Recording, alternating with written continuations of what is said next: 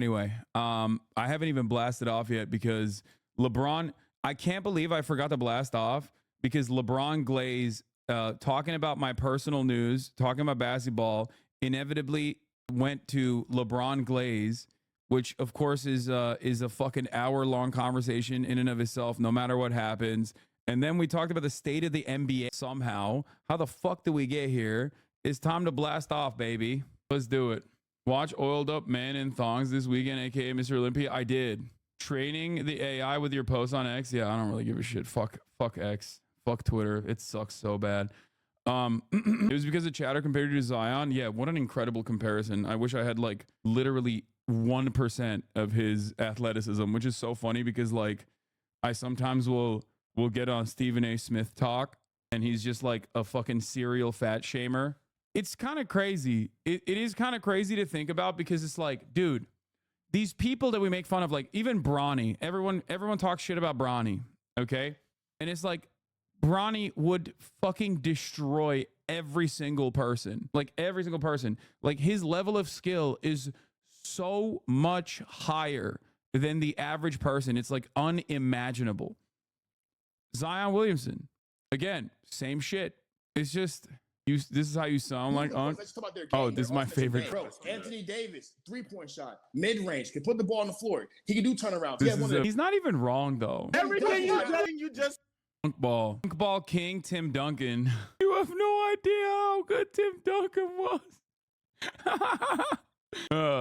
I played against Jalen Green growing up since like 3rd grade, and you could tell he'd be in the NBA at that age. Yeah. Yeah, they brought Zion and Nola, literally the best / worst place to bring him food-wise. I know, dude. Have you had a fucking beignet? Like, bro, incredible sandwiches. Oh, God. The gas station fried chicken in New Orleans is fucking stupid, okay? It's like, it's a problem. It's a gas station. Why is it good? Why is it? Why am I going to a gas station to get food and it actually tastes good? That makes no fucking sense. Anyway, you went to Japan and still say this? Yeah, but in America, that's not expected. And I'm saying this as someone who like loves Wawa, obviously. So like I'm familiar with gas stations having good food. It's just that like this isn't even a chain. You know what I mean? It's just like a random fucking gas station, dude. When you say in the United States of America, if you encounter someone that tells you, oh, go to any random gas station and get some fried chicken, it's going to be fire. Everyone would look at you like, what the fuck are you talking about? That doesn't make any goddamn sense. New Orleans, it does. You eat gas station food, but not fruit. Yeah, I fucking love gas station food. What are you talking about? All right, let's do it. Let's blast off. A lot to talk about. Kamala on Fox News, Trump on PBD, drama. By now you might have realized that I was, don't tell anybody else, but by now you probably realized that I was debating you by saying drama, gonna cover the drama. Like, of course not. A lot of serious things going on in the world. Azan, have you already talked about Sinwar's death? No, I haven't. We'll talk about that as well. Sorry, did you announce the date of the new merch shop yet? No. Thought it was fake. It probably isn't. I mean, I've seen the footage. I've seen the photos.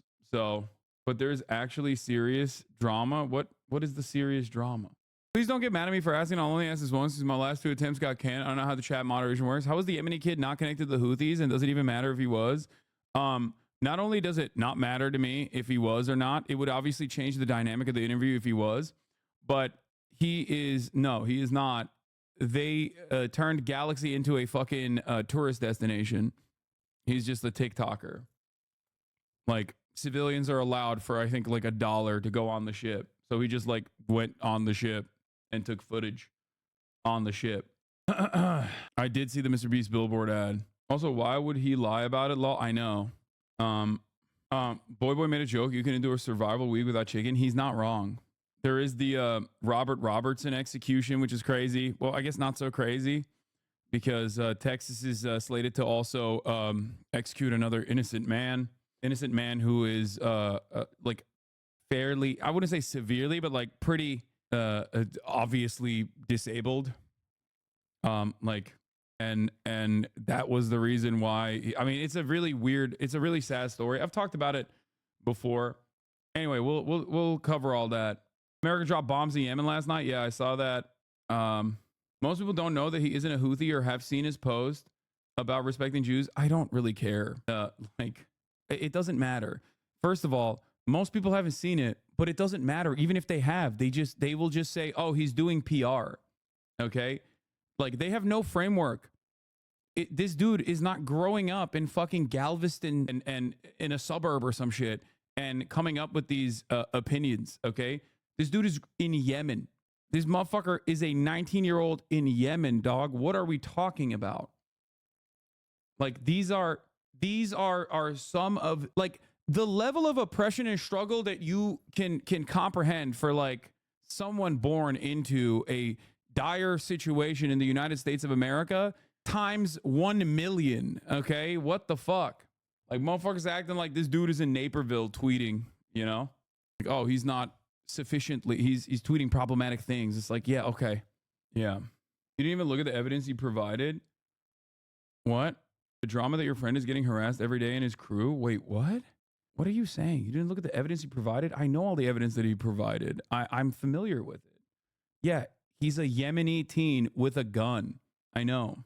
It has the highest rate of firearm ownership on the planet after the United States of America. Once again, 19-year-old, literally just take a breath, take a deep breath, and think about it. Take a deep breath and think about it. Okay? What am I doing here? 12 months of genocide, and I am trying to cancel a dude that at any given point might be underneath a YouTube bombing campaign like the one that occurred last night. Okay? Do you feel like this is a normal conversation to have? Okay? Think. I really need you to understand this. I really genuinely want you to internalize. And you don't even have to give me a response to this. Or not a YouTube, sorry, B2 bomber. I said YouTube. What the fuck's wrong with me? Like, you are talking about a person, a 19-year-old, who has experienced genocide since they were like 10. Okay? That have survived genocide since they were like 10. And you're saying, personally, his posts are problematic. No shit. Okay? Of course his posts are problematic. If you are expecting this person to have a worldview that is similar to yours, then I think you genuinely misunderstand the intention of my conversation with him. Okay? Like, don't worry. The American state will probably end up assassinating him with your tax dollars, and then you can rest easy. Okay? If that happens, you can rest easy. How about that? Will that make you happy? Will that kind of cancellation make you feel better? Barry Weiss, what was even problematic is all manufactured shit. I don't fucking know. It just blows my mind. I don't think that we will ever be able to see the world in a similar way. I just don't think so. I don't think we'll ever be able to look at the world in a similar way. I think there is a fundamental. He made a post saying he wants to kill all Zionists and posted a picture of a Jewish person being spiked to death. I don't think that's what? Yeah, I don't know. Also, I don't even give a shit. The harassment is apparent. Not saying it's your fault, but it's just sad to see. Oh, yeah, dude. I'm sorry. Here's the thing, okay? Notice how you very quickly shifted your priorities away from wanting to cancel a 19-year-old who is a victim, a survivor of genocide, okay? I'm sorry, chatter. I don't care, okay? I don't care. I don't know how to communicate this to you. I talk to literally people that are currently under brutal bombing campaigns and mass starvation campaigns conducted by the Israeli state, okay? I cover actual fucking news. Centering this conversation around the personal feelings of a person living in Los Angeles, California, is some of the most unproductive, most selfish, American exceptionalist, garbanzo nonsense I have ever had to encounter. The well is so deep. The well is so deep for American insanity. Okay? How does this center my feelings. And it's not even your personal feelings. It's not even your personal feelings. It's the feelings of another person that you're coming in here to continue this conversation on. I'm done. Okay? The reason why I don't cover this stuff is because I don't think it's productive, number one. I think it's for a lot of people who simply care about the drama of it all, not necessarily about the real impact. I think it's a great disservice to the people that I have met, both online and people that I've had here in person. Like when I think about these issues, I think about like, how will I face Motaz Azaiza? Okay. A man born in Gaza, okay, his family originally from Gaza, a man who was able to escape Gaza, a photojournalist whose assistant second in command friend and journalist was assassinated by the Israeli state. Whenever I think about these issues, like I think about him.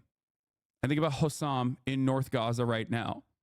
I think about Omar, who has had to move from place to place inside of Gaza time and time again, whose friend Meadow, who was a fan of this stream as well, who was assassinated by the Israeli state.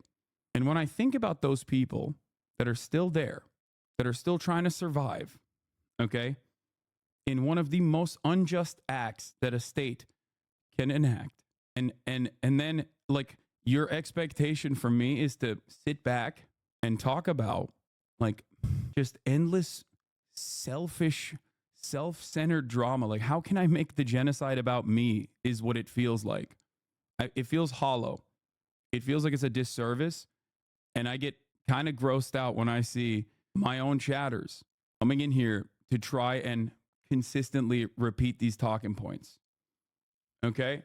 I don't understand why you wouldn't care if he's out there tweeting an image of a Jewish person on a pike. I don't understand why this problem can't be approached with nuance, because he is a teenager in Yemen, dude. These people have no material power. They cannot touch you. They cannot harm you. That's the point. Okay? There are real fucking Nazis in the United States of America. And also, what do you mean? It's just a person on a pike. There's no Jewish person on a pike on that photo unless I saw something different. Okay? This is why this entire conversation is fucking idiotic. It's not a Jewish person. He said, I think why am I held accountable for some random fucking 19-year-old in Yemen's tweets? What is happening? How many steps removed are we from this situation? How is this the conversation that you want to have right now? I fucking despise all of you, dude. I do. I really do. I hate all of you. You did it. You got it. Okay? You got it. You successfully got me to talk about this, and my patience is running thin on this matter. The endless selfishness, the untapped well of American selfishness and American individualism is in full display. It comes across as like a good faith effort, but I don't think any of you genuinely want to hear a good faith perspective. It's so stupid. Anyway, this whole thing was done with one thing in mind, and the reasons we're not in good faith is so sad that an interview was done a year ago has resurfaced so much drama. Yeah, I don't care. I stand by the value of that interview at a time when people were being slaughtered, and that slaughter has not stopped. Okay, it is presented as a good faith, genuine question, but it's not. I'm gonna unban that person. This is straight up some Keemstar level bullshit. These are deeply unserious people. Yes, it sucks. Like, what are we doing? I'm talking about the fucking tweets of a random 19-year-old in Yemen, dude. What the fuck is going on the planet? Like, what is happening? There's a genocide occurring, and people are like, well, you interviewed a Yemeni teenager who is a survivor of genocide 9 or 10 months ago at this point, and I think it's really problematic that you did that. Yeah, okay. Well, sure. How are you doing mentally? I'm doing fine. I was doing fine until I fucking went live and saw this like barrage of idiotic statements. You're literally like, one thing that I did see from all the drama that like immediately zapped my brain was Ethan using a clip from a Bonercelli fan account, an unlisted clip titled Hasanabi in his takedown. Okay? Yeah. Like, that's crazy, man. How fucking far down the rabbit hole are you that you're doing that?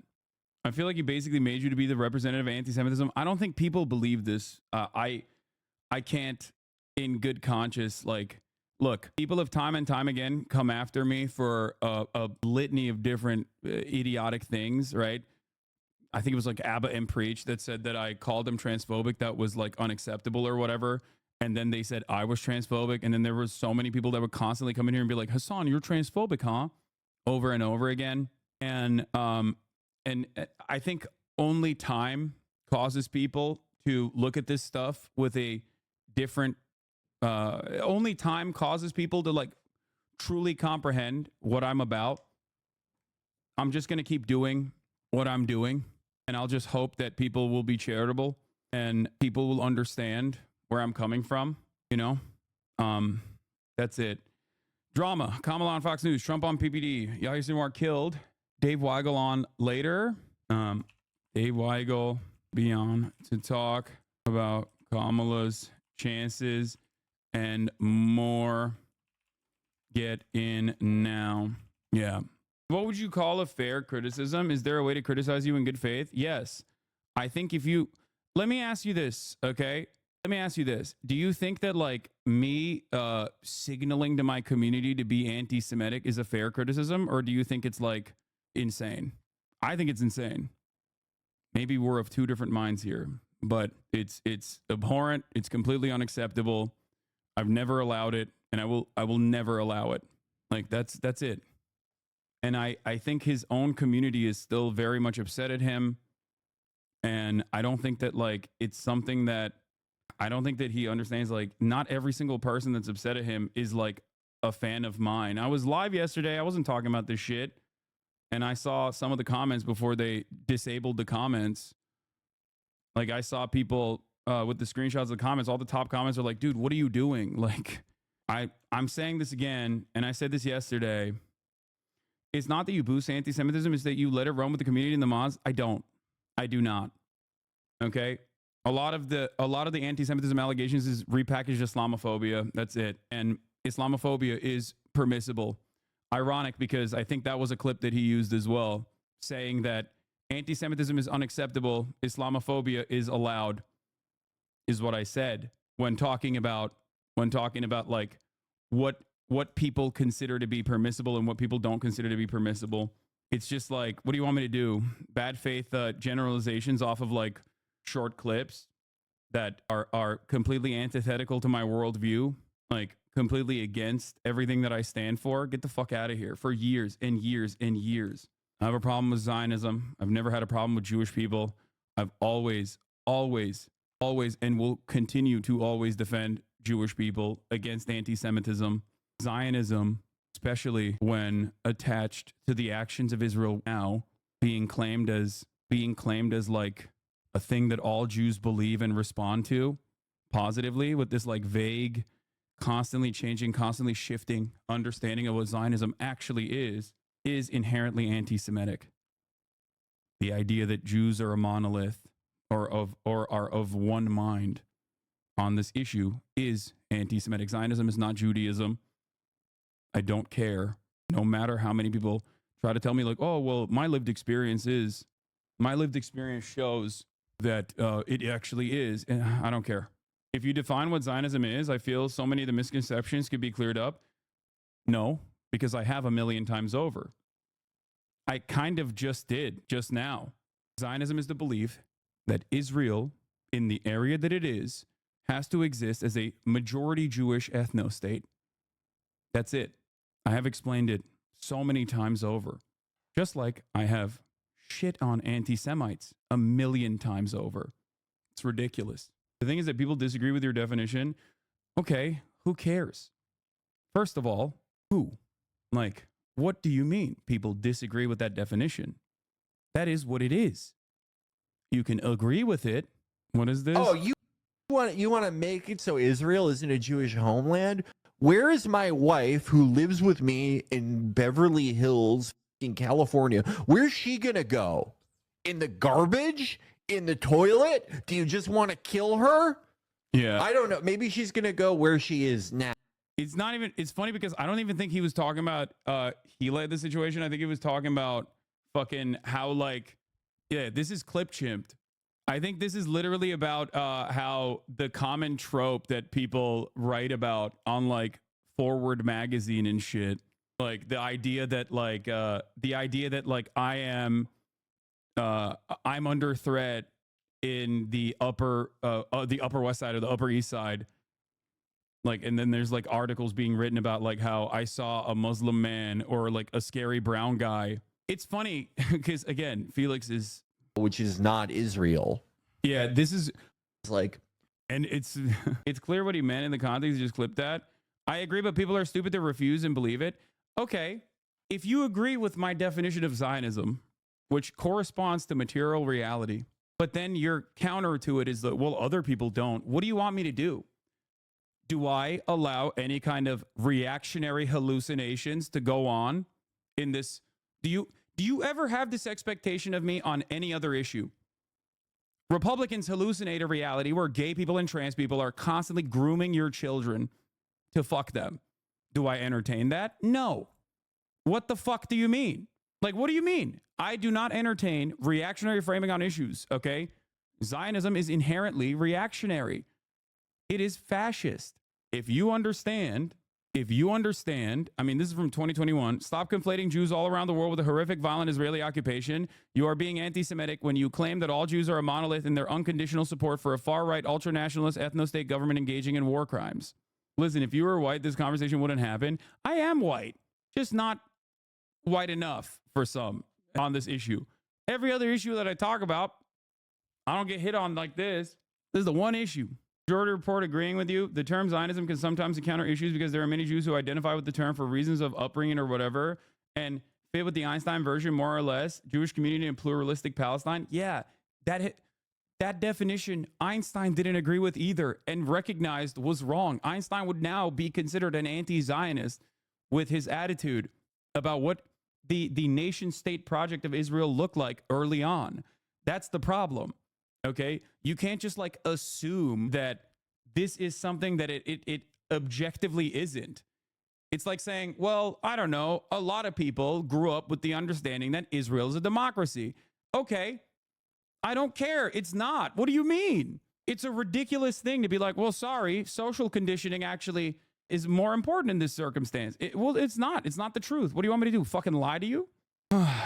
That's what's crazy about this entire process is that like you can't imagine something that Israel is not. Okay, you can't imagine an alternative reality of what Zionism should be when it's not that, and then just be like, and I feel like I'm being hurt in this circumstance. I don't know how else to go about this. I don't get it. I don't fully comprehend it. I don't know what to say. Isn't that like saying all Westerners are right-wing nut jobs that want to delete black and brown people? What? Dude, this is a political definition, okay? It is a project. It is an ethno-state project with well-defined boundaries. It's not like saying all Westerners are right-wing nut jobs. It's like saying all Nazis are right-wing nut jobs that want to delete black and brown people. You don't have an issue with that, right? If I were to say Nazis, okay, and their fascist ideology dictates the ethnic cleansing of black and brown people, okay? When I say that, everyone's like, yeah, I get that. That's correct. That's a correct assessment. I have Israeli Jews in this chat. The fuck do you mean? What a ridiculous conversation to have over and over and over again. It is a settler colonial project. That is what it is. The issue, however, is that it is a settler colonial project that has unfolded in front of our eyes at a time when we've learned too much about the mistakes of the past when we were growing up. So it is at odds with what we think is right and wrong. So you can't make up for that. It would have still been wrong if it was conducted in the 17th century, but we're not in the 17th century. No, I agree with you. I'm just saying a lot of Jews can have a knee-jerk reaction to the term people going after Zionists, like kill all Zionists or whatever, because a lot of people don't see it the way that we do. So I think you just need to have some patience and understanding on that front. It's not the primary issue here, but just something to consider for the purposes of communication. No, I'm very familiar with this. I understand it. Trust me, I do.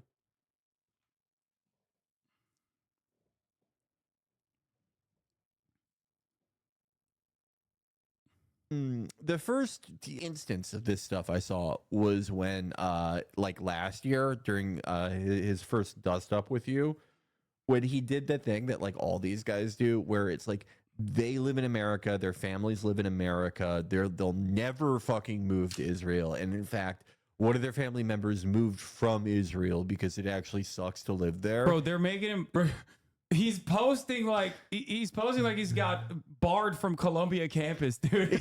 Like that, dog. You're in Yemen. Like, what? What do you mean? It's just like making him do this shit. Like, but he did that thing where like last year where he's like, oh, you want to make it so Israel isn't a Jewish homeland? Where is my wife who lives with me in? Like, the question I have is, there are a shit ton of anti-Zionist Jews, many of which that have been on this broadcast, many of which that are endlessly accessible. Many anti-Zionist Jews in this community. When someone says like, fuck Zionists, do these anti-Zionist Jews go, whoa, why you say fuck me for? Or do they go, yeah, I get what they're saying. That's the difference, okay? I don't get it. I don't understand it. Anti-Zionist Jews themselves, including Felix Biederman, will also say sometimes even worse shit than just fuck Zionists, okay?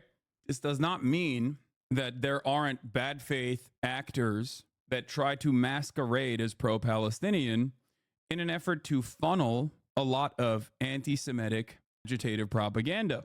The distinction here is that I do not allow that, you know? I don't allow that. And I regularly speak out against it. That's why I said yesterday, like, I urge Ethan to talk to Sam Cedar. Okay? There are very thoughtful, very kind, very understanding, and much less, how do I say this? Like, much less straightforward anti-Zionist Jews out there that he could talk to, I think, develop a different understanding of these matters. I don't think that I will be able to reach him, but maybe they could. That's it.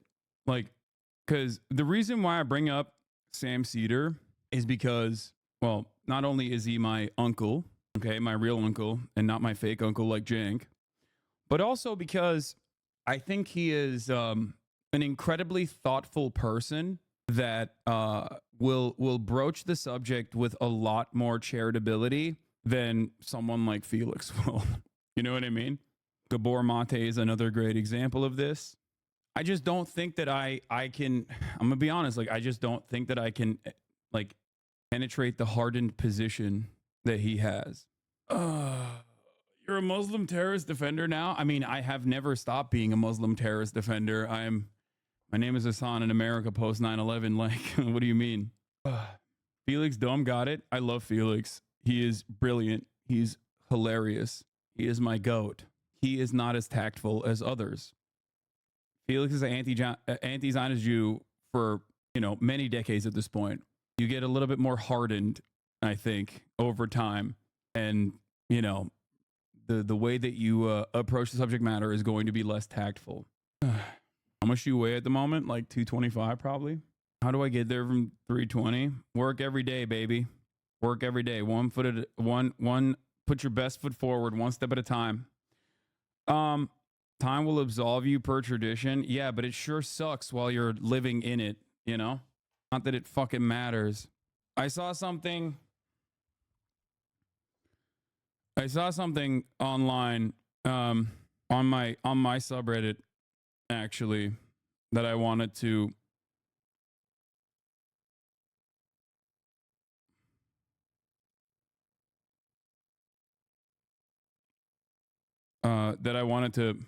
point to. Someone did an effort post. I mean, there's a lot of effort posts, right? There's a lot of effort posts. But this one was really interesting because I think Ethan took a clip from the stream out of context on his show. So I figured it would be a good idea to add context by breaking down the stream with timestamps. Impossible to argue that Hassan is doing anything but standing up for Ethan and telling off his chat in the stream, regardless of what Ethan's unhinged, untrue rant calling for his friend to be banned on Twitch will have you think. Ethan turning off comments on the video when fans disagreed with him in the comments is insane. This is from Friday, September 13th, 2024 stream. Hassan begins by reacting to the video Why the Leftovers podcast ended. Hassan talks about why he never talks about Ethan, why Leftovers ended because of parasocialism and him not being at odds with Ethan on Israel-Palestine. Hassan says he doesn't care that Ethan calls him out because he knows Ethan's heart is in the right place about Israel-Palestine, regardless of how he treats Hassan's community and mods. And before people go, why don't you fucking yell at Frogan? Okay, before people go, why don't you guys yell at, why doesn't Hassan yell at Frogan? Why doesn't Hassan yell at Frogan?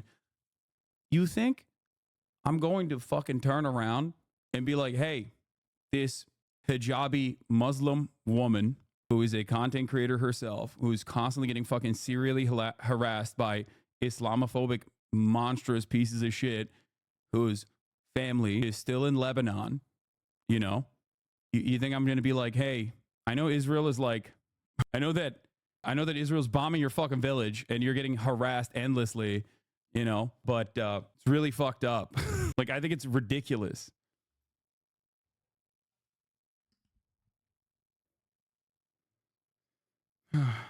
I personally don't even care if he's like calling me out or whatever. I heard that like people were saying that Ethan talked about me on his podcast today or some shit like that. I don't care. I genuinely don't care. For me, you know what I do care about? Ethan considering what Israel's doing to be genocidal far before October 7th. Okay? I do care about that. I think that that matters, especially when he is so close to the subject matter, so close to the different aspects of social conditioning that play a pretty prominent role in the development of American Jews, who are very progressive people overall. Okay?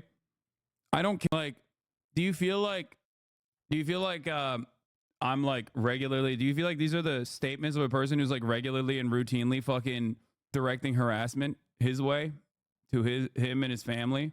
Hassan defends Ethan, telling off his chat, saying that Ethan will never become MAGA because people were like, nah, Ethan is going down the right-wing slant. He's going to become MAGA. I was like, no, he's not. I don't think so.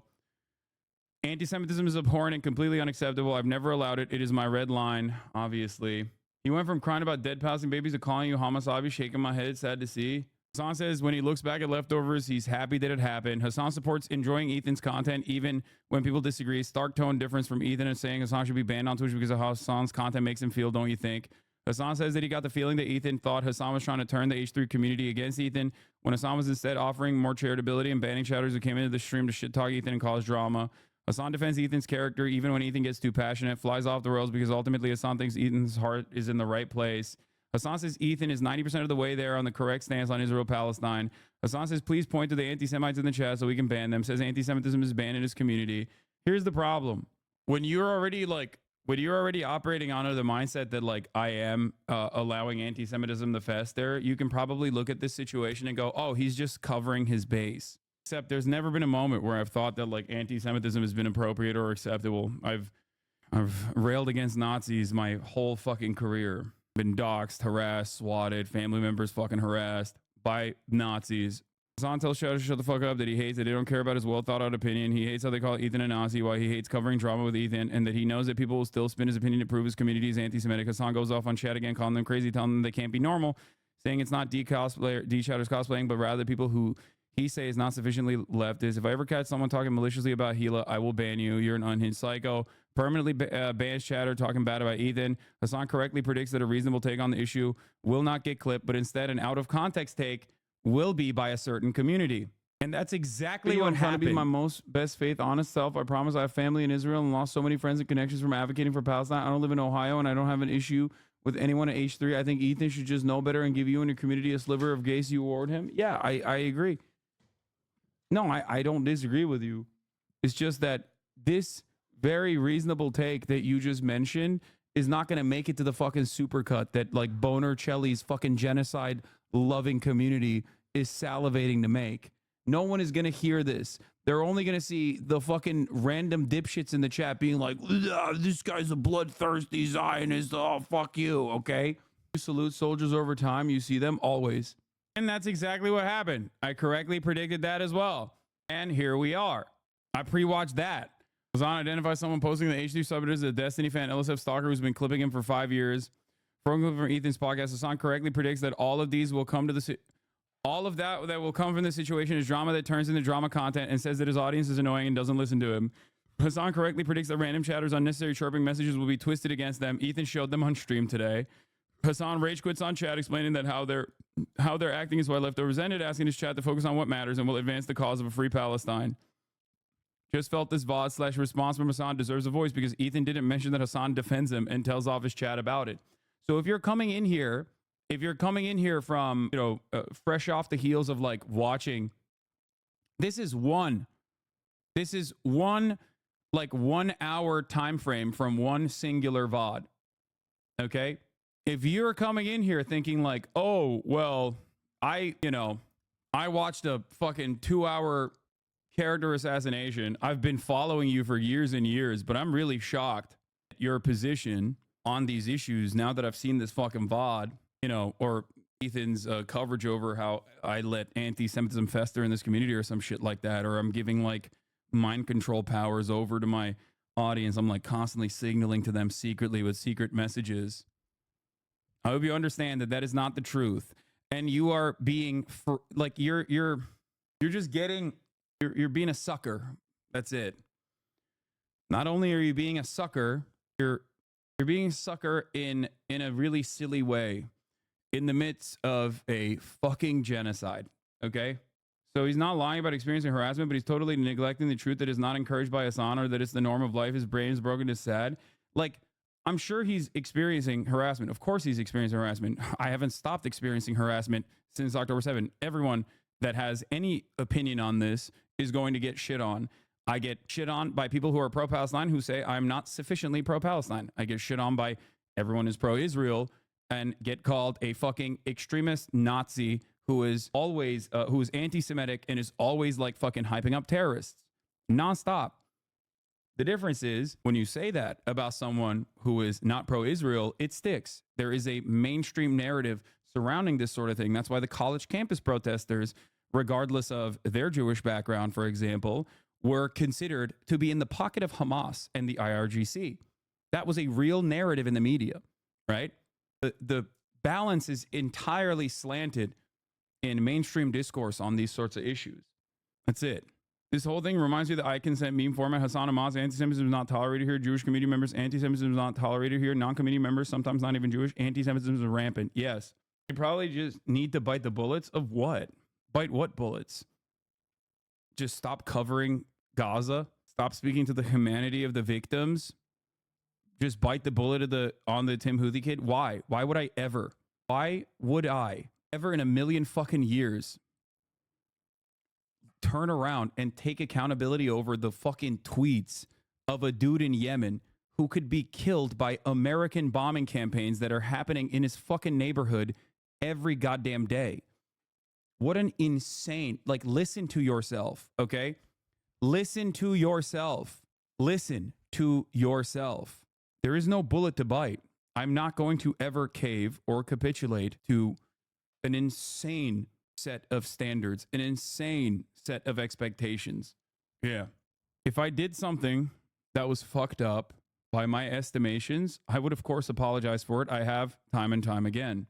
But when people turn around and act like a 19-year-old in Yemen is not a survivor of genocide because I don't feel so, I'm sorry, you're wrong. You know what I mean? You're objectively wrong. That is the truth. He is a survivor of genocide. A survivor of genocide who might at any given moment be killed by American bombs.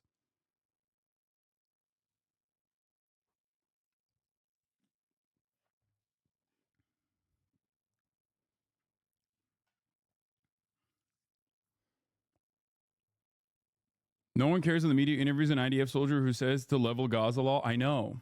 I think it's utterly ridiculous to even have this conversation. Like, I don't know. It's just very, very stupid. Fair. I do think people go way too far in making him sound like a terrorist than he actually is. In the eyes of a lot of these people that are pro-Israel, that want to defend Israel's actions, everyone that is a victim of American imperialism in any way, shape, or form is of course a terrorist. Like, that's the whole point. How do you think we can continue this charade as Israel pummels Gaza into fucking oblivion. Okay? Like, it's hilarious. They're like, hey, man, by the way, this 19-year-old in Yemen was holding a gun. Must be a terrorist. Meanwhile, highest gun ownership per capita after the United States of America in Yemen. So I have to like him or Israel? Is there a reality I can disagree with both? Dude, go off. You can disagree with him all day, every day. I don't give a shit. But if you come in here and tell me that he is not a survivor of genocide, I will tell you that you are wrong. Okay? What do you mean you disagree with a 19-year-old in Yemen? Like, do you guys hear yourselves? Do you hear yourselves? We are talking about a 19-year-old in Yemen who is a survivor of the genocide in Yemen that was conducted with American bombs. Yemen is being bombed. As of last night, Yemen was bombed again. Okay? The internet was a mistake. The internet was a fucking mistake. You have no way of understanding that this person, okay, that this person's life expectancy is very different than yours. This person's understanding of the world is very different than yours. Like, your approval is completely and utterly inconsequential. Genocide ended 3 years ago. Exactly. He was 16. Yemen is still one of the poorest countries on the planet. He was 16 when the genocide ended. It went on for almost a decade. So from 6 to 16, he survived genocide. Endless man-made famine. What the fuck are we talking about? I don't know how I can communicate this. Why don't you consider the agency of that Yemeni kid? I am considering the agency. Except many people think he is, under my guardianship or something. And I think the only reason why we're having this conversation is because people want to grab onto anything that they can. People want to grab onto anything that they can to just like continue this discourse. Okay? And it feels like I'm having this conversation with people who are otherwise very progressive and maybe perhaps think that they're very progressive, but on this issue, dare I say, exhibiting a little bit of Islamophobia. Now, I don't like to say this because I know the moment that I drop this, people are gonna be like, oh, you think because this guy is a Houthi terrorist actually who has like thrown gay people off the roofs that you think I'm actually making this stuff. I'm actually assuming that he's doing that sort of thing in my mind, and that's Islamophobic. Like, why can I not speak to the insatiable bloodthirst that this person has, that he wants to kill every single Jewish person on the planet, that I've decided that that's what he wants to do? Why can't I just say that? Wow, it's really fucked up. I can't believe some of the problematic tweets of a dude who basically all he knows is death and destruction in his life. I'm like, oh my God. I know. This drama has been artificially extended for months. We shouldn't even be having to fucking talk about this. It's actually insane. I know. Maybe I read wrong, but I feel like Hassan's saying talking to the Yemeni guys like talking to Anne Frank back in their day isn't likening him to her. It's just that you get to talk to a Yemeni kid, to a young kid that's grown up in a war and being constantly bomb threatened. The reason why I mention that is because now in modern society, you have access to a person who is directly a victim and a survivor of genocide. He is not the only survivor of genocide that I've had on this broadcast. Motaz Aziza is another person that was in my house, grew up in Gaza. I interviewed him as well. Every single moment that we're covering this stuff, by the way, is successfully centering the conversation back to like the feelings of people living in the lap of luxury, myself included. I'm selfishly indulging in this and it feels wrong. I'd rather talk about anything else. But the thing that I wanted to repeat, he suggests you did that comparison for anti-Semitic reasons. Too dumb to realize he compared Jewish voice for peace to capos. I know. I think he thought Motaz was the Yemeni kid because he said you talked to the Yemeni kid as recently as last week. No, I haven't talked to him in like a year almost. 10 months ago is when I talked to him. No one will call Motaz a terrorist because he's a journalist and his background isn't as vague as the kid. That's not correct. Plenty of people call him a terrorist. A shit ton of people call him a terrorist. The Israeli state assassinated his friend and the other journalist that was operating his drones. What are you talking about? Of course everybody calls him a fucking terrorist. Dog. They call babies terrorists. Exactly. They call terror babies. This is the other thing that I was going to say. like there are a lot of people. This is something that I tried to communicate to Ethan a long time ago. Okay, he said you didn't talk to him last week. He said you talked about him. Can we cover everything else, please? Yeah. Look, it's not just this community. There are a shit ton of other people. Ethan has been a very famous person online for years and years, developed a lot of fucking people who hate him, just like myself. Okay, I have a lot of haters that aren't just coming from Boner Chelly's community. Okay. Yeah, by the way, it's funny. People go, oh, wow. Like, people don't call Motaz a terrorist. People call me a terrorist, dog. What are you talking about? What do you think Hasanabi is? What do you think what they're trying to say with that? I think people don't understand that Ethan's own fan base, because he had a genuine change of mind, which I respect him for, okay, still to this day, on a lot of these issues, he cultivated a very progressive community, much broader and much different than my community. And those very progressive people, understandably, have a different attitude. I think that is the main problem here. Main problem here is that I don't think he understands this. I don't think he understands that his audience actively try to not think about his opinions or the way he presents himself on this issue, because the reality of the matter is, I still believe and hope that he is considerate of the genocide that Israel is engaging in, and that he recognizes that Israel is an apartheid state. I don't know where he's at on the matter, but considering that he consistently pulls up random people on Twitter and says, I've been getting serially harassed by people over and over again from Hassan's community, I think that's his way of saying, my opinion on the issue is known by everyone. But every single time, even the conversations, look back at the conversations that we had in the early steps, okay, in the early stages of October, the conversation that we had on my stream. Go back and watch the conversation with today's eyes. My position on none of this has changed, okay? My position on none of this has changed. And since then, a lot more people have become more cognizant, become more understanding of the situation on the ground, okay? I've had all of this. I've had this whole thing. I've had this entire conversation now at this point. And all he will see are things that are clip-chimped with the most negative framing possible. And it will continue this endless spiral of drama. Okay? But the real problem here is, and the way I see it is I believe that the way he presents himself on this issue is the reason why a lot of people think that he is defending Israel. That's it. That is it.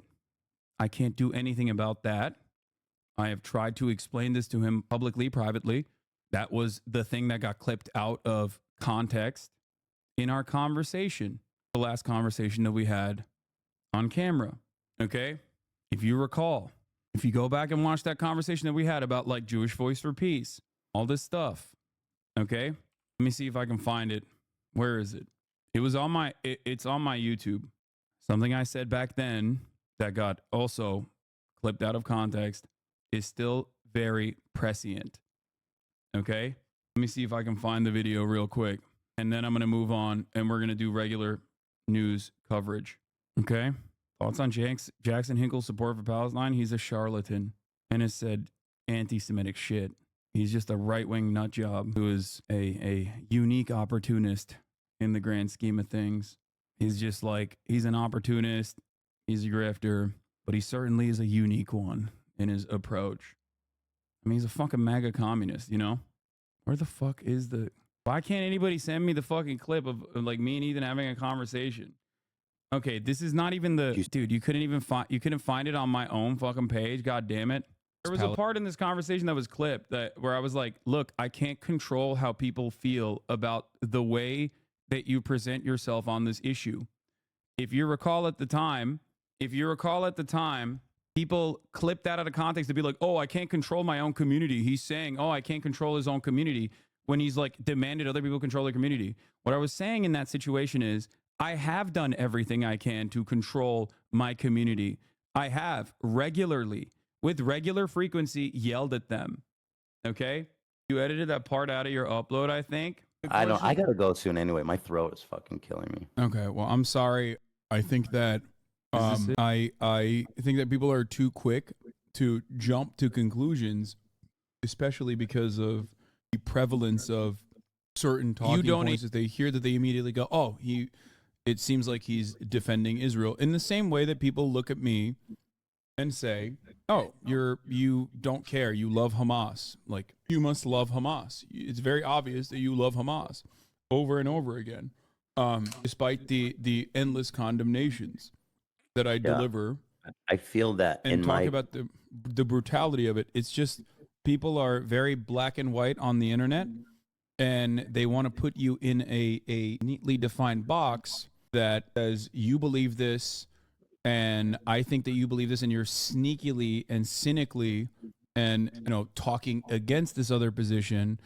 I will not listen to what you have to say.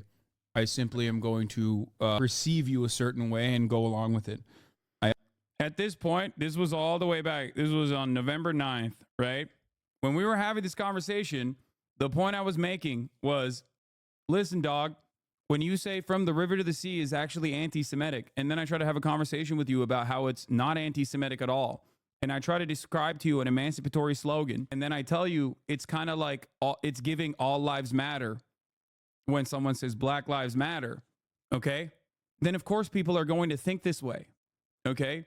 You are, in many ways, repeating a lot of the things that, like, some of the most unhinged, sociopathic defenders of Israel say. When you say, like, oh, you, like, some of the things that Ethan said that he apologized for were damn near identical to what fucking Bill Maher says or what Asmongold said. Like, oh, you're gay or you're a sex worker, you'd be thrown off a roof in Gaza. Like, that is just straight up. That is straight up fucking the same shit that Asmongold and Bill Maher say, right? Of course, people are going to make up their minds about this, no matter how much I try to tell them that, like, oh, you don't understand. Like, Ethan is very critical of the Israeli government for quite some time. And that's basically what I was saying. That's what I was trying to explain to him, both publicly and privately, over and over again. And yet it didn't matter. It didn't matter at the time, and it still doesn't matter. And I think this is more so, like, I think that there is I'm being as charitable as possible. I think that there is, like, obviously a very real fear of anti-Semitism. Anti-Semitism is on the rise. I've never said that it's not. There's very real anti-Semitism on the rise. It happens every single time Israel does something like this. Never to this degree, never to this severity, but, like, Israel packages all of its violent actions with the idea that, like, they're doing it for all Jews. And a lot of opportunists use that and massage the already existing underlying anti-Semitism in American society to be like, see, look at what they're doing. There's also a lot of people who don't understand it. They're like, well, what the fuck? They're saying they're doing this for Jews. Like, I guess they are, or whatever, right? All of this stuff remains. All of this stuff is very real, okay? So in all of this madness, when Ethan's expectation is that people will understand the nuances of his statements, like, of course they're not going to understand it, because they're seeing fucking people get burned to bits. They're seeing people fucking burned inside of tents with IV bags, like, stuck to their fucking bodies as they yell out.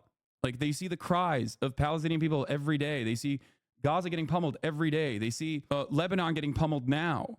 Like, of course, there is no room for nuance in that situation if you are focusing all of your time, effort, and initiative after hundreds of thousands of people, millions of people have been displaced, hundreds of thousands possibly dead.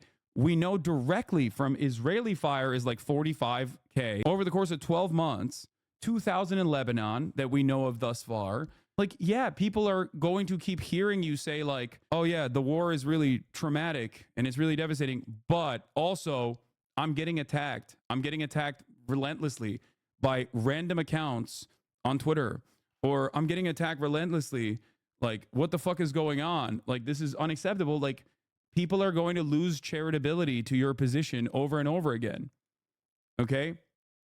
And I find that strange because, like I don't think that I've never made light of, or rather, I've never considered anti-Semitism to not be an issue. Of course it is. It is the canary of fascism. It is one of the easiest signifiers that someone that you're talking to is most likely a fascist.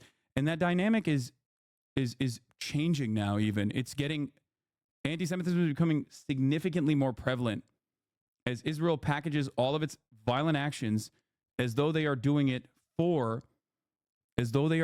specifically at the behest of Jews all around the world. Okay?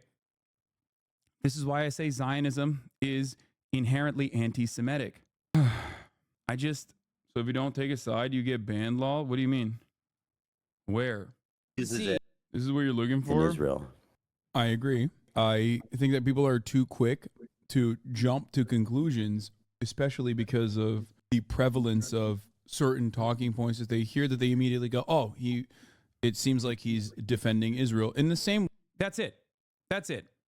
If the overwhelming majority of the points that you have communicated in the past 12 months pertain to how you feel and how you feel like you are the real victim of this situation, then yes, people are going to inevitably not have charitability for you, especially 12 months into it. And it's not my audience. It's not just my audience, rather. It's a much broader audience that you've cultivated of progressive people who are pro-Palestinian. That's it. It comes across as hollow and very self-centered. And I don't know what else to say about it. Like, there are real victims. There are real victims here. Okay?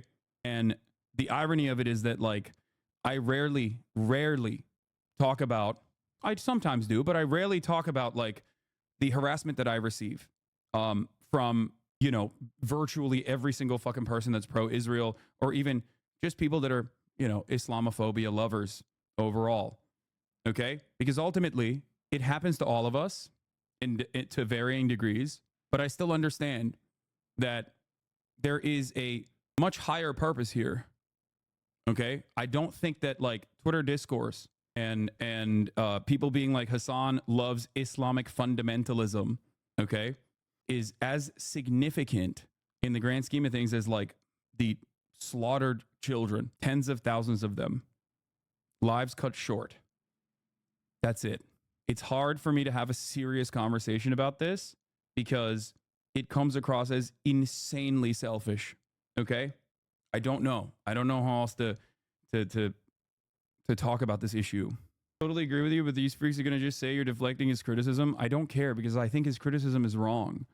I think like, the fact that I entertained it this much is already silly. And here's the reality of the matter. This is it. His own audience feeling this way. And he knows that his own audience feels this way. These are not my fans. Some of them might be. Okay? Someone on the crew needs to have an intervention with Ethan. That's a foot soldier. Subscriber to the channel. He's stuck in a self-confirming feedback loop. It's very brave for Ethan to come out as the primary victim of this genocide, to no chat, no pushback, no opposition. Editing to add, I won't be replying to people who behave like Ethan in the responses. That's the point. The main thing that stands out to me is the things that Ethan chooses to talk about on the podcast. Yes, he talked about his opinions on the Israeli government, but when he was asked, instead of choosing to talk about the plight of the Palestinians, he chooses to talk about anti-Semitism. He never brings up atrocities against Palestinians when they happen. And if he does, it's, yes, it shouldn't have happened. But to be honest, I couldn't work for a guy that talks mean comments, gets on the internet for hours, and then conflict has gotten to a point where AB and Lena have family that's being evacuated from Lebanon, doesn't even talk about it 1 second. I don't know what the dynamic is there either. I can't speak on this. I don't know if this is correct or not, for the record. I hate how Ethan centers himself when there's a literal genocide unfolding. The unbearable privilege is palpable. So, like, he knows that his community does not respond to this stuff kindly, and that's it. The only thing that does suck is that people have been harassing AB and Lena saying that they should quit. Yeah, I think that's also ridiculous. I don't think that they should. This is, it is the same thing that people were telling me about how I chose to deal with Islamophobia and tried to educate Asmongold on Islamophobia and bigotry. I had that conversation with them. People were like, why are you being so charitable? You should fucking kill him. And it's like, dude, I think I know how to handle this a little bit better than you do, you know? Considering that this is, like, you know, primarily something that targets myself more than, you know, some random white people who have similar opinions to myself. Asmon has been 1,000% more charitable right now in the situation than your former co-host. Yeah, I mean, that's besides the point. So That's it. I don't watch Hassan. I've watched H3 since back when I was living in Israel and collabing with Lily Frank. The other day, I saw footage of the latest hospital bombing online. Children being burned alive while hooked up to IVs. And that same day, Ethan was posting IG stories about this Houthi kid. No mention of the bombing. No mention of anything except for his own emotions. It made me sad to see that this is where he's at now. I'm here because he's silencing criticism from his own audience on today's podcast episode. Some of us aren't Hassan fans. We just have eyes and can see the genocide that's happening. And we see Ethan too wrapped up in his own world to say anything substantial about it. Every time he's mentioned the genocide in the past couple of months, he called it a tragedy or a disaster, like a tornado hit there. No mention of Israel at all. I haven't followed through on like his latest opinions on this stuff, but what I have seen over and over again, that's a fan lore channel for his podcast. But what I have seen over and over again is just like how you know, like this is what it was, right? The execution that will carry out all Zionists. Just a cute tweet from our fave Houthi. Same people telling me to kill myself. Love this guy. I still can't figure out why they're targeting me. You need to ask yourself, what is a Zionist? Is it just someone who believes Israel shouldn't be wiped off the map? A lot of people would say yes. That's why the term is dumb and basically a slur at this point. It can be deployed against anyone. People are calling AOC and Bernie Sanders Zionists. It's not a slur, man. It's a political opinion. And I think the vague generalization of like what Zionism should be in the minds of some people is what is causing this confusion. If you believe that Israel has to exist on the ancestral homeland of Palestinians that lived there for hundreds of years as a Jewish majority ethno-state, which is what it's designed to be, which is what it is right now, okay, then yeah, that's what you believe. It is a fascist ideology. Entire purpose of learning about the history of the Holocaust and other genocides, entire purpose of learning about the history of fascism is to never repeat those mistakes. There is no gatekeeping in this circumstance. Ancestral, bro, you're joking? What ancestry, Lamau? Go learn history. What the fuck? Dude, when I say ancestral, I mean like people that lived there for hundreds of years, okay? People who are indigenous to the land. Please, following since 2020. Source, the Bible. Anyway, this is what Norm Finkelstein said about Houthis on the curse the Jews, which, by the way, I'm not defending this, okay? I'm not, and I never have, just so you understand. These are two anti-Zionist Jews having this discussion. I have to, of course, explain to you that I do not defend this because this will be used against me over and over again. Charter or some official document of theirs says curse the Jews. I don't get hot under the collar about those things, and not because I'm giving people a pass. Israel describes itself as a state of the Jewish people. Right. What do you expect these people Exactly. to do? Have they ever met a Jew who was nice to them? I doubt it. And I remember my father, for him, my mother, every German was a Nazi. That they didn't meet other Germans. And so the Houthis, all they see of Jews, what Israel is doing to Gaza, Israel is doing to Lebanon, Israel is doing here, Israel is doing there. I can't get excited about that. It's not because I give a pass to anti-Semitism. It's because you have to look at the context. Of course. And I understood where my father's coming from, and I'm not going to hold somebody else to a more stringent standard than I held my own parents.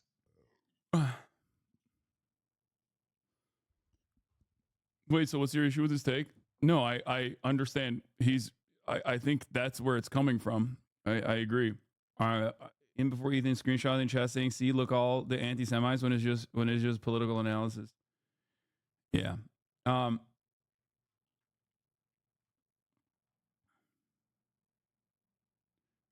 But yeah, I think that the last thing I'm going to say on this, once again, is I urge Ethan to talk to Sam Cedar about this. Okay.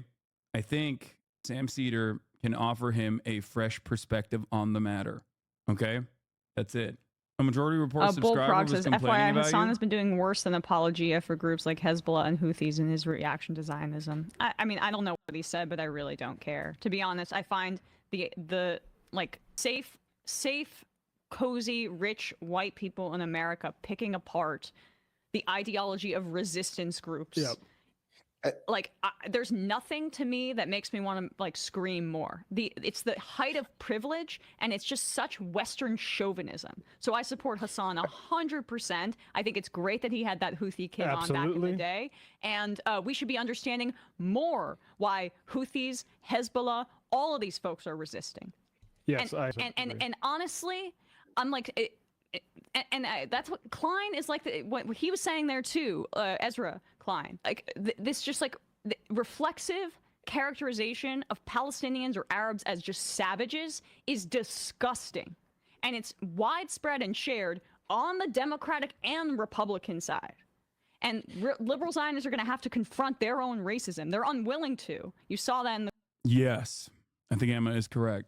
I think this is a reality that liberal Zionists refuse to reckon with, because Islamophobia is so permitted and it's so commonplace that no one is ever checked on it, where they just go, wait a minute, am I going above and beyond here? Like anyone that resists? Wait, oh shit. Oh, sorry. I'm like talking to Dave Weigel right now as well simultaneously. And he just said he doesn't have, Perón once said, I will not do anything. Everything will do my enemies. In an Argentinian popular point of view, the haters would do all the work of making the work of publicity, share, and practically make them addict to your content. The best cases, you piece of Chad. I love you, Hassan. Yeah. Have you seen the clip that incited most of this for Ethan? No, I have not. I don't know what it is. Well, I was just curious. Ethan and Gila ambushed by a Sneeko fan? How come you don't like Sneeko? Oh, fuck, dude. That's disgusting. Fuck Sneeko and his fans, dude. What do you think? That motherfucker's a Holocaust denier. Like, if you package me or my community as, like, anything near whatever the fuck Sneeko's doing, I don't know what to tell you. You're so lost in the sauce. That's some unhinged ass. That's the guy that came up to you at UCLA? Oh, God. Oh, yeah, he was. He was being fucking hella annoying to me, too, at UCLA campus, constantly trying to get on camera. He compared our community in cuckoos. Yeah, I mean.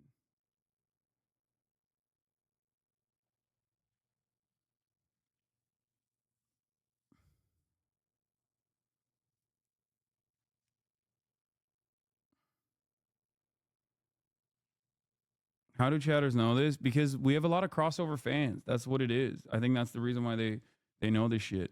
I always thought that when people said stuff like Hamas is killing hostages, that they just came from the anti-Arab, anti-Muslim bigotry. They totally just throw out reason and expect these kinds of people to act like animals with no logical reasoning. I think it's the same kind of thinking Emma and you were talking about. Yes. Yes. It's the same principle behind like October 7. It happened out of nowhere. Why the fuck did they do it? Yeah, no, Dave, I'm DMing him right now. He's logging back on.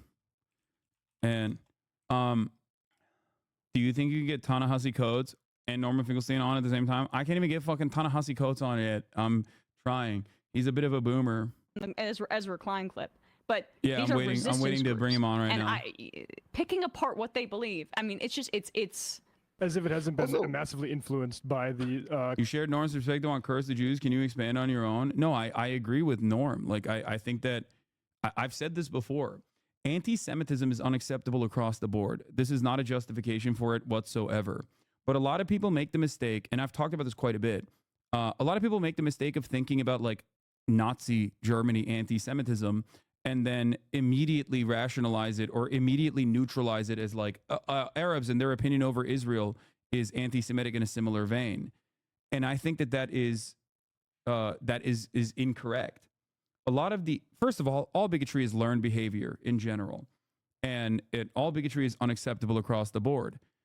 The Arab bigotry, the Arab anti-Semitism is born out of Israel's actions of imperial violence in the region, backed by the United States of America, being packaged as like being done for the interests of Jews. This is a region that has had Jewish people live in it side by side with Muslims and Christians, not just Palestine, just across the board. The Islamic Caliphate leadership under the Ottoman Empire was seen as a safe haven for Jews. That's the reason why there's so many Jews in Morocco, or were so many Jews in North African countries. And obviously the inception of the Israeli state and the violence associated with that is the reason why a lot of these countries that had their own pan-Arabic nationalist movements that developed a distaste for what Israel was doing, and most people are not very fucking smart. Like they're not gonna think thoroughly. I don't expect people to like look at a bomb, see that there's a Star of David on the side of the fucking F-15 or whatever, and then be like, well, actually, this is happening because of American imperialism. They just see it as like, oh, they say they're doing this for Judaism, and now I think that. That's why anti-Semitism rises when Israel does a shit ton of violent actions. This is not a justification for it. This is something that I routinely combat, something that I fight against on a daily fucking basis. But if you consider, like, that's why I always thought it was funny whenever like Isaac Herzog, the Israeli president, anti-miscegenation, by the way, would put up the copy of Mein Kampf and be like, these are terror babies with the copy of Mein Kampf. It's like, dog, a Palestinian child, okay, does not learn anti-Semitism from Adolf Hitler. That is marketed to the Western audiences, okay? Like that you are framing this so obviously. You are framing this so obviously for a Western audience that you're showing fucking Mein Kampf, okay? Like, you know how people in that region, Refat, rest in power, Refat al-Rer, the English professor that was assassinated by the state of Israel, talked about this in his own personal experience. He was like, until I was 18, the only thing I knew about Judaism was that they were killing me, right? Like that. And then I came to America. I visited America, and I was like, oh my God, there's Jewish people that are like anti-Israel. That is a framework that you will never be able to comprehend, especially if you're a progressive person, especially if you have learned what anti-Semitism is in the United States of America. Okay? He was like, the first time I met a Jewish person that I saw as a person that was my ally, that saw my humanity, that recognized my humanity, was when I left Gaza or when I left Palestine. This is something that people cannot comprehend. They think it's the same kind of anti-Semitism that people are like learning on fucking 4chan. Okay? There's a difference between a violent militant state doing genocide or on a good day conducting an apartheid regime over 5 million people that they have sovereignty over illegally, and then saying that they're doing this for Judaism. Okay? Anyway, I am now moving away. We're shifting gears, and we're going to talk to Dave Weigel about Kamala Harris's chances. I'm calling him right now. Okay? And I'm going to have Austin show, reset. We're going to have Austin show on to also be on the broadcast so he can bother David about all of the poll questions that he has. Dave, are you there? Here, you hear me? Oh, I can hear you. All right, perfect. Damn, you're even. Right. there. It is. All right, let me pop out. Okay, put you over here. Dave Weigel, everybody, at Semaphore, formerly at Washington Post, Roman correspondent, the election specialist. He's always out there touching grass, doing the damn thing. And today, I wanted to have him on to hear his insight as to what the election currently looks like from a person that has visited many of these important states, including but not limited to Arizona, right? I believe you were in Arizona for quite a while. David, I also have a friend here with me. Sorry, David, I have a friend here with me. His name is Austin. He's Austin's show. He's my podcast co-host. We don't really do a lot of politics on the podcast. However, he is a massive lib, like a ginormous liberal. Yes. Last night he was harassing, you know Noah, right? Noah Colwyn. Dave. I know him from the pod. Noah Colwyn. I love the pod. Yeah. Yeah. And Twitter, I guess. I know everybody from Twitter. Yeah. So he was staying with me last night, and Austin walked up to me in private and was like, I'm just giving you a little background on him because he's going to be sitting through this interview. If he asks you like annoying questions, like I need you to understand where it's coming from, like what his mindset is. Sure. Yeah. Okay. So last night, Austin pulls me aside quietly within earshot of Noah and goes, so who is this guy? And I say, oh, his name is Noah Colwyn. He has a podcast. He's a researcher. He's like really good. He has a podcast called Blowback. He does political commentary. So he's like, oh, okay. So he's a lefty. I'm like, yeah. So can I ask him about the polls? And he harassed him about Kamala Harris's chances for like an hour. Some would call it harassment. Others would call it a spirited discussion. Yeah. I think it was a really good discussion. And although Hassan framed me as an MSNBC watching liberal, I think you'll be very pleased with my acumen. And I'm not as crazy or libbed up as he likes to say. I used to be, but I've watched a lot of Hassan over the last several years. So I'm a lot better. Okay, stop. You don't have to give him your creds like that. Lived up how? Lived up like you care about just that you watch MSNBC, or what's No, I what's the actually lib don't. factor here?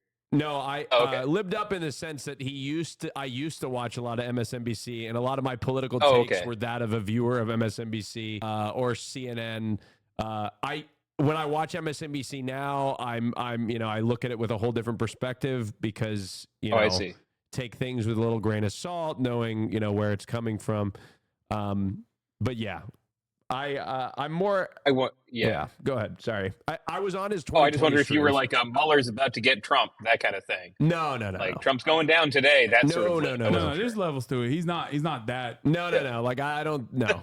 My mom is. I find her very entertaining for that reason. So, I mean, I want him to be in jail, of course. I mean, who doesn't want him to be in jail? I think it's like a liberal wet dream. I do want him to be in jail only if he's still allowed to tweet. Actually, like just cameras on 24/7, broadcast it on his own news network where he can just like have his own show, have his own little show, maybe even like produce Broadway musicals and stuff. Because I feel like his cultural output would be fantastic. Nice. Yeah, I've done that before. I do that all the time. I have carbonated drinks all day, and I've never learned when they. I just apparently, don't if you understand why carry them in a bag all day and then open them, they will do that. Which David, I need to learn every week. I don't understand why he would put a carbonated drink in the fridge, or a shaken up carbonated drink in the fridge. Didn't. Like You that. dropped it. Yeah. Well, you know what? I just didn't think the drop was enough to warrant that reaction to the can. So I swear he does not have severe limitations in his processing capabilities. Yeah. Anyway, he's gonna ask thoughtful questions. I will. But Dave, let's get started on. Let me start the conversation by saying that first and foremost, welcome to the show. I'm very excited to have you. It's been a while. Yeah. I think 2 years probably. Yeah, last time I think you were on, I had you on with like Moon. I think I still put you next to like some Twitch streamer as well, just to. Yeah. It could have been Moo, which is crazy. He's now known as Goon, but we won't get into that. So I dare I say was cautiously very optimistic about the Kamala Harris campaign's chances when the swap out happened, and then and kept repeating the position that there's a lot of momentum here. There's a lot of motion here. They're responding to public pressure. Obviously, it was a unique opportunity once in a blue moon where donor pressure and public pressure from the voters aligned perfectly. And then establishment Democrats behaved like a competent Democratic Party, a competent party in general, which is not something that I'm used to from them, at least in the way that I judge their performance. And then Kamala Harris chose Tim Walz as her running mate. And I thought, wow, they're locked into a progressive message. They have to address a lot of these things that they're going to attack her as radical. They're going to have to like, sit there and tell Americans, no, it's not radical to like feed children. Right. Speaking on Tim Walz's, governor track record and the legislation at the state level that he signed into law with a one-person state Senate majority, right? Not dissimilar to what Congress might even look like, depending on the outcome of this election. We'll see. So I thought that was very positive, but I was always worried, and I always warned everyone that was listening that if Kamala Harris breaks away from this momentum and plays to the center, attacks to the center, and then justifies that by claiming that we have to get these suburban college-educated white voters into the party and swap them away from, pull them away from their Republican ticket, pull them away from voting Republican in the same way that Joe Biden successfully pulled off in 2020. Then that, I thought the messaging on that front would ruin the chances of building a 2008 Obama coalition. I want to ask you if I was, because now that months have gone by and they did do exactly that, especially with the DNC statements about like having a lethal military and all this stuff, I feel like that momentum is gone, and now it seems like Trump is gaining in the polls, and that's a little bit worrisome for my liberal friend here, and I wanted you to speak to that. Is there like from where you're standing, you're out there, you're out and about. Do you feel as though Kamala Harris's chances are as doomy and gloomy as the way that like media is now presenting it, myself included, or is she just doing gangbusters? Oh, it's neither of those, which is kind of a boring answer, but she's in a one way to look at this. She's in a worse position head to head with Trump than Hillary was or Biden was in the polling. And because people watch polling underrate Trump twice, I think fairly people see a poll that says, hey, Kamala's up 2 in Michigan, say, oh, she's screwed. That's fair. What did her campaign do? It did something kind of amazing that I've never seen before. You were talking about part of it, but she was not popular 4 months ago. 4 months ago, she was a joke. I remember after the the Biden-Trump debate, asking Republicans immediately, what are they going to do? I remember asking them, who's going to be the Democratic nominee? And and one common answer was, well, it can't be Harris because she's so unpopular.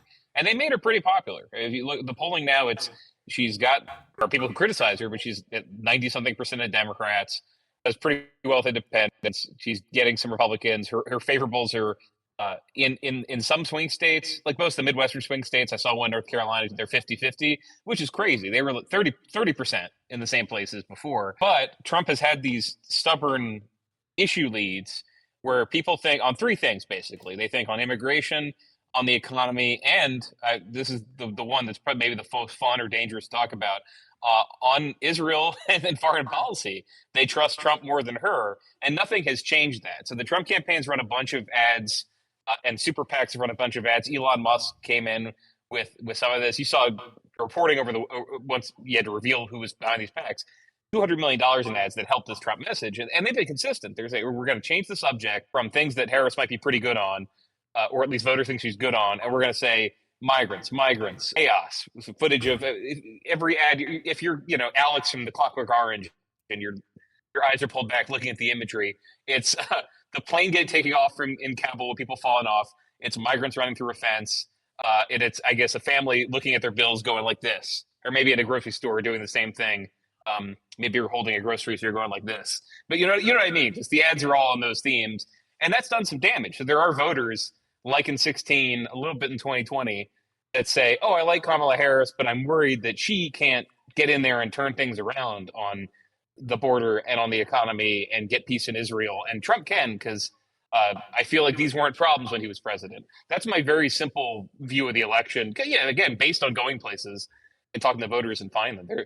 There are a bunch of people who said, all of a sudden, I love Donald Trump and he's hilarious and I forgive him for everything I thought was annoying. They're more saying, oh, I still don't like this, but remember how I didn't have to see Gaza on my TV every day? Remember how I was able to buy milk for less? I want that back. Trump will bring that back, I assume. That's kind of the problem they've run into. Can I cut in here for a second and say something that I realized is very ironic? That was quite literally the reason why Joe Biden won in 2020. Because they were like, I don't want to fucking see this guy on TV. It's annoying me. He's constantly yapping. A lot of it. He's incompetent. Like, it's reductive, but a lot of American voting is kind of reductive. It's kind of stupid. It's kind of silly. Like, people vote on silly reasons. And I think that was ironically the reason. They were like, this shit sucks. The person running the show, I hate. I need him out of here so I don't have to think about it ever again. And I fear that Kamala had a wonderful opportunity to cut against that, while simultaneously she has, in I don't know for what reason, but I guess maybe it's been successful somewhat, run directly towards Joe Biden, the person that she replaced, because he was unelectable. Yeah, and she has not. That would be hard to do, right? One advantage Trump has had is that both of them have been in power. He was in power for 4 years. She's vice president. Both of them are saying, well, I'm going to do some more stuff if I'm reelected. And the Republicans have been very consistent in saying, well, anything Harris is saying now, she should have just done this already. She can't break with Biden. They should have done it already. Trump is running on stuff he didn't do the first time. He's come up with a bunch of new tax cuts that he never even talked about the first 4 years, talked about new policies he's never talked about before. And they've done a better job. I think they've got a media that helps them do a better job of selling that to people, because there's the theme of everything. I do think campaigns take years to win. The theme of everything with Trump is well, things were pretty good when he was there, and if it wasn't good, it's because he was undermined by crappy advisors. And next time, it's going to be Trump with no crappy advisors. And if you're a Democrat, this is all campaign with Liz Cheney, etc. You say, well, yeah, well, these are the advisors who held him in check. Look at this. Look at this former Trump staffer who now says he's crazy. And if you're a Trump voter, or if you're on the fence, you say sometimes that's convincing. Sometimes you say, well, maybe if he had less establishment guys, he's going to do more things I like. And this is the whole RFK additive theory of the Trump campaign. Is as alienating as RFK Jr. is to a lot of people. It's, hey, don't worry about Tom Price or whoever taking over the health portfolio. It's going to be me. It's going to be Kennedy. I trust this guy who I literally ran against for 4 years because of how he handled COVID. I've changed my mind. Now he'll listen to me. I'm not even saying, oh, Democrats should be better at that. It's really hard to do because they don't have the same permission structure, or you could be mean and say like cult personality or something. They just don't have the same. You had a little bit of this for Barack Obama. You don't have it for Biden and Harris. People saying, you know what? I got some stuff wrong, but next time they're going to hire everyone I want and get it right. You do have that for Trump. It's been really potent. Yeah. Yeah, Trump is singularly charismatic, but also simultaneously very polarizing. The things that some people respond to as like cool and charismatic and funny, others understandably find gross and distasteful. But I guess the way I see it right now is, and I want to hear your perspective on this. Like right now, to me, it seems like Trump's method is he's tapped out, right? He's just completely tapped out. He was president for 4 years. People have made up their minds on him. And, 2 assassination attempts and nothing really changed in the polls for him until people saw more of Kamala Harris on TV and started to make up their minds while Trump was doing this like onslaught of the charm offensive on all the podcasts that he could go on. And I feel like the method for him is like, will he be able to activate low and mid propensity voters and drive turnout on election day to go out and vote for him by large enough numbers in swing states, or if he doesn't do that, will the Kamala method of like trying to keep the Joe Biden coalition as tightly wound as possible, will that actually be successful for her? Would you say that that's an accurate understanding of the situation? Yeah, it's pretty accurate. I saw some people today going back to this Chuck Schumer infamously, because the whole story of the Hillary Clinton campaign was, gosh, you guys are really going to try this? She's really unpopular. And Chuck Schumer famously said, oh, well, for every working class voter she loses in central Pennsylvania, she'll gain 2 in the suburbs. Yeah. And that didn't happen. But then every Democrat in Pennsylvania since then did make that happen. They've done really well in the last few elections. No, that with, has been not the 2-to-1 thing, but no, that's been my biggest L for sure. Yeah, like they proved that like if they pushed hard enough on that front and basically like restructured themselves on the way that they communicate, like they restructured themselves as like, we are going to be the guys that give you all the good stuff that you want, but we're going to do it in a way that is not as volatile. Like that, the suburbs respond positively to that, like seemingly. Now, will Kamala Harris be able to do that is a question. Yeah.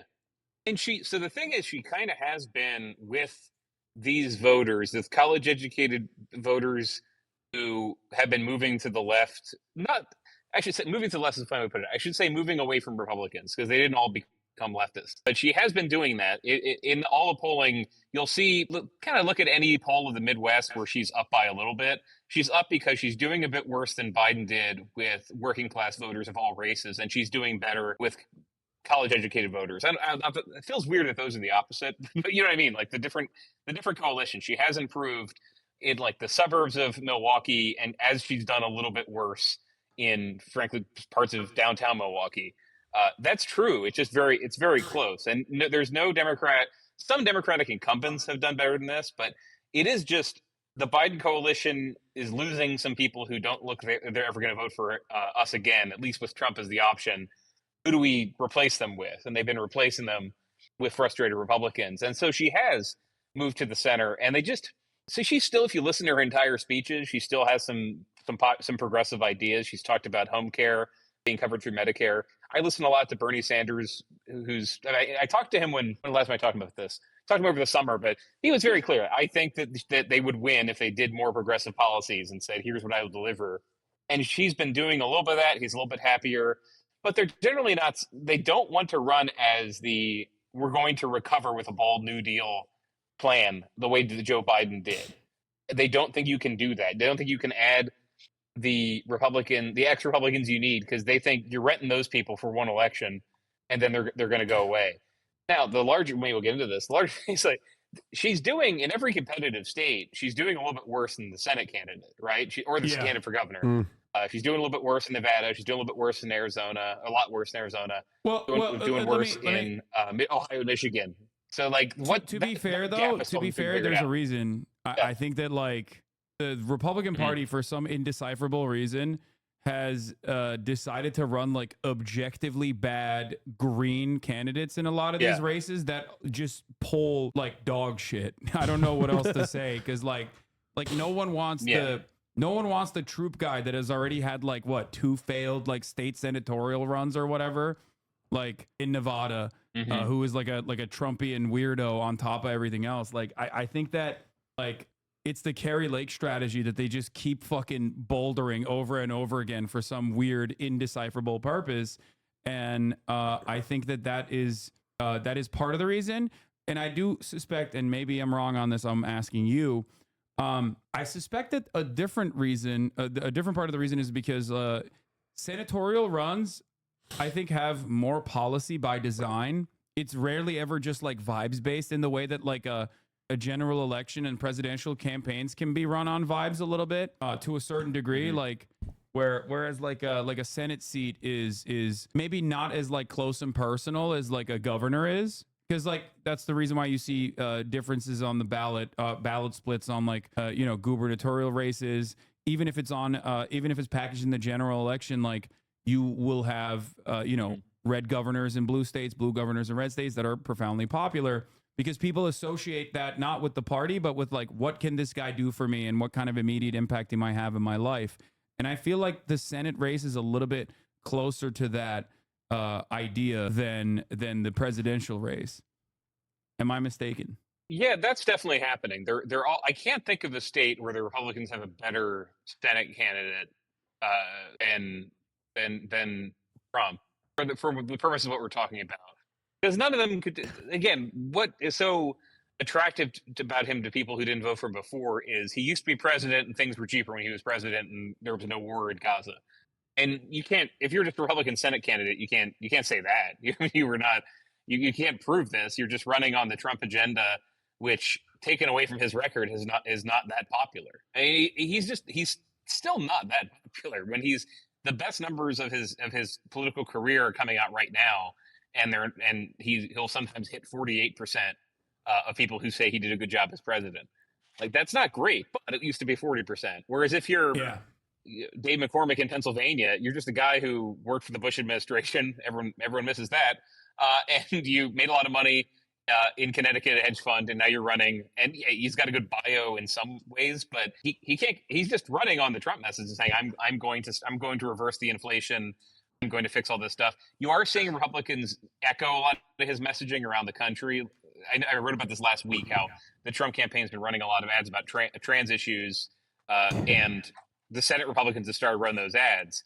But they're following Trump because none of their candidates have that same appeal. They're just, I'm also a Republican. I want to help Trump deliver on this stuff. It's still unclear to me if the country wants a Republican trifecta to help Trump out, or if it would prefer kind of like when people thought Hillary would win, there was a lot of ballot splitting of people who voted Republican because they assumed she'd win. They wanted a check.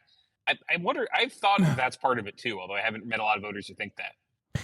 David, on the topic of polling, in this particular cycle, am I crazy, or has polling just been all over the place? Like, one day you'll get a Harris +5 in a national poll, and then the next day you'll get a Trump +2.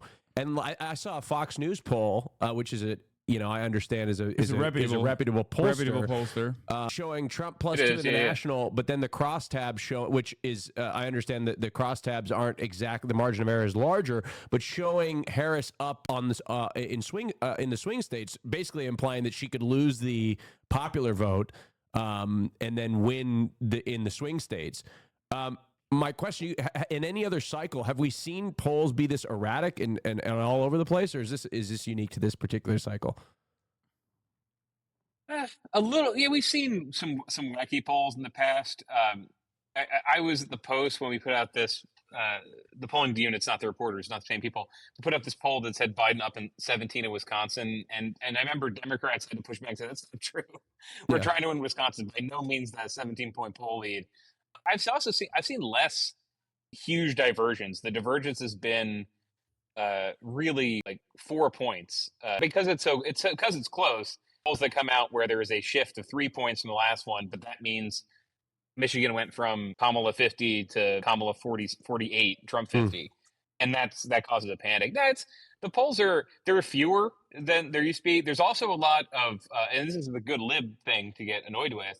There are a lot of weird firms that just come out of woodwork every couple of years now and put some polls out and created a storyline that happened in 2022. I do think a lot of Democrats who thought that was annoying are correct. That all of a sudden Trafalgar was like, guess what? Vermont governor or Vermont Senate's like within 3 points, and didn't publish all their methodology. That's happening, but it's really no. The variance is pretty small. It's just that when Kamala was doing her best, she was up by 3 or 4 points. I think her biggest national lead was not even 4 points, and now it's 2. Interesting. Yeah, I'm just going off like 538 average. Yeah. I do think it's the unthinkable might happen where Kamala Harris ends up winning the Electoral College but losing the general. I mean, that would be the funniest way for her to win. Not losing the general, sorry, losing the popular vote. That would be the funniest way for her to win. Like, I mean, it's unlikely, but I am of this mindset that the craziest thing that you expect will most likely happen at this point. So, David, have you taken any look to, and I'm sure it's a fool's game at this stage, but the early voting statistics of any of the swing states, and have you been able to extrapolate anything from that data? I know this is kind of a dangerous game to play, but I'm just curious if you have any thoughts. Yeah, that stuff is voodoo. It's tricky because, for example, Georgia had the biggest single day early vote ever, and that's how it got reported. And I saw the cycle I saw, and I'm describing tweets, which is always exciting, but it was, well, look at this huge turnout. Oh no, the turnout is much less African American than it was 2 years ago. Oh, third thing we noticed 2 years ago, Atlanta voted before anyone else, like a day before, and that's why it's worse. So that's a good example of how tough it is. So I've talked to Democratic, Republican campaigns that are doing the ballot chase, which is somebody gets and I have one of these mail ballots in DC. You get a mail ballot home, and do you remember to turn it or not? The one job in the campaigns is going to people's houses and saying, "Hey, buddy, have you turned this ballot in? If you haven't, I want you to turn it in. I'll help you fill it out." And those have been pretty good for Democrats in Pennsylvania. They've been less good for Democrats in Arizona. I was just with Turning Point Action, Charlie Kirk and Turning Point USA, et cetera, those guys, the political group. I was with them in Arizona last week, and that's their whole thing, is spending years of getting people who will go and find those voters and say, please don't screw this up like 2022. And that's been pretty good for them. So just a little bit. But in 2016 and 20, if you looked at the early voting, you would assume Democrats are going to crush, and they lost one, and one they did worse than they expected. Because that's everyone now knows this X factor is all these Republicans who don't trust anything but voting in person. Like Twitch streaming it live and like sending it to Mike Lindell to make sure everybody knows what's going on. Like they will vote, they will turn it out. So the whole election is, what can we get in the bank before the MAGA vote comes out? Maybe this time there's less of it. What if there's a lot of it? If we're only up by 600,000 mail ballots, that might not be enough. That is a big thing happening with Democrats. I've seen Republicans. It's all over the place, and I asked that question knowing that it's a fool's game to try to even figure out what's going on, because you see Republicans claiming that, the early vote is a good sign for Republicans because the GOP has been pushing contradicting their own message to try to get their voters out early. And then, they're also operating under the assumption that a bunch of Republicans are going to show up on election day. So it is just all over the place. But I mean, I'm anxious about it. So I'm desperately digging in as deep as I can into every number to try to figure out some sort of cope, to get me through, the next couple weeks.